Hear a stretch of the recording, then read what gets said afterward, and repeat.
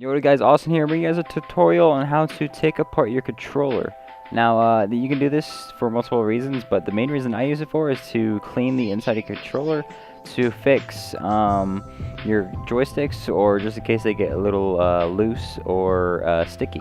So, you can see this is one of my old controllers, has a bunch of dust on it, and the sprint button doesn't, like, when you press up on it, it doesn't work. So what I'm going to do is take it apart and see what's the problem inside and see if I can fix it. So what you'll need to take apart your controller is a controller, an Xbox 360 controller, octagonal screwdriver made by, mine is made by Husky. You can buy this at your local home improvement store, and you probably won't be at Walmart, but you just look at your home improvement store and you'll find an octagonal screwdriver. It's an 8-point star at the end of your screwdriver, and that'll help you get into the Xbox controller screws. And then you'll need a set like this. It doesn't necessarily have to be a set, but you'll just have to get a really small flathead like I have right here. Something that you can wedge inside these screws in the Xbox controller, just this really small flathead like this. So first thing you want to do is you're going to tear off this barcode that's on the back of your 360. There's actually a hidden screw underneath this barcode that you'll need to unscrew to get inside the controller. And just for a pre-warning, once you tear this off, this voids your warranty for your controller. So if you want to replace it at your local Walmart, just don't tear this barcode off because it will void your warranty. So once you get your barcode off, it will reveal a screw that's in the middle of your controller.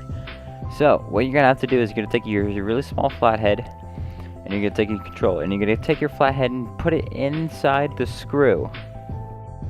And you can see there's a small little circle in the middle of your screw that you can't put this in until you break the middle of your screw.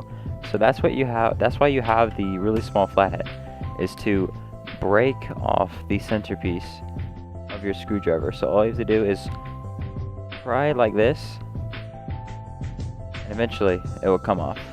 Now, it will take a bit of struggling to get the centerpiece out of your middle controller. It did take me quite a while to get it off. You'll see I had to get one of these grip pads to grip my flathead because it's a little hard to grip, and you have to hold it on really tightly and just press down, and eventually you'll be able to work that centerpiece out. And then what you can do is you go ahead and take your 8-star screw, and just go ahead and put it inside the controller, and it screws right out. You want to make sure you're pressing down pretty firmly so your screw inside your controller does not strip, because if it strips, you will not be able to get it out. So there's the first screw, and now there's 1, 2, 3, 4, 5, 6 more screws that you have to do the same thing that you did for the back one. I'll see you guys after I do that. Now, if you're not able to pry the centerpiece off, what you can do, it's really hard to do, but you can take your flathead and put it in the edge of your screw and press really hardly down and just screw it. And the screw is sometimes able to come out by simply just pressing your flathead up the edge of the screw and screwing it. And sometimes it'll come out. And so if you can't get the centerpiece out, that's a lot easier to do. But if you can't get it out, you want to put your flathead inside the edge of the screw and just turn it to the left, lefty-loosey. And so those are the two ways you can get the screws out that I know of. Or you can just buy a security screw from the internet. You can't buy them at your local improvement store or Walmart or anything. You have to buy a special one to get inside the controller. It is a lot easier, but you have to, order it online, wait for it to come in, and it's a bit more money. So those are your 3 ways to do it, and I'll see you guys after I'm done with that. So once you get all your screws out, finally, it takes a bit of time to do that, but finally once you get that off, you'll want to go ahead and pull the back of the controller out. You want the face facing down, so all the buttons don't fall out the side if you open up this way. So face the front downwards like this, and pry the back of it off, and it reveals the inside of the controller, which I'm honestly scared to see because I've had this controller for so long. And you'll see these things hanging down right here. These are actually your vibration motors, which makes your controller vibrate. And what I like to do with my controllers is I like to remove these because I don't use vibration anyways, and most scuffs don't have vibration motors, and most pros don't have their vibration on, and it makes your controller 10 times better. Half of the weight that the controller has is these two things right here. And so what I like to do is they just, if you pull on it, it should just come out just like that, and there you go. Your vibration motors are out of your controller.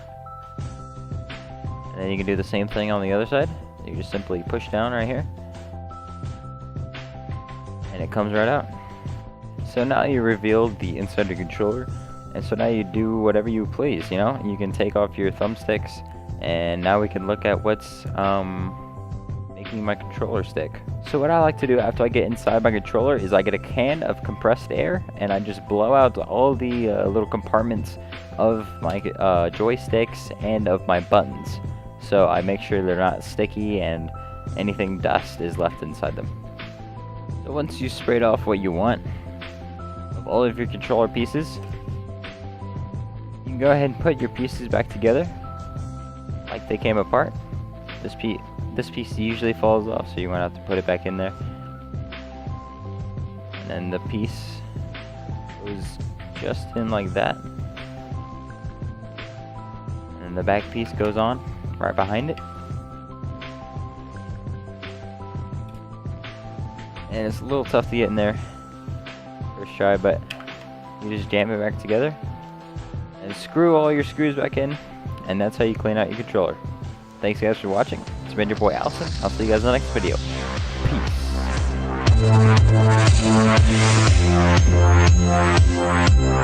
Peace.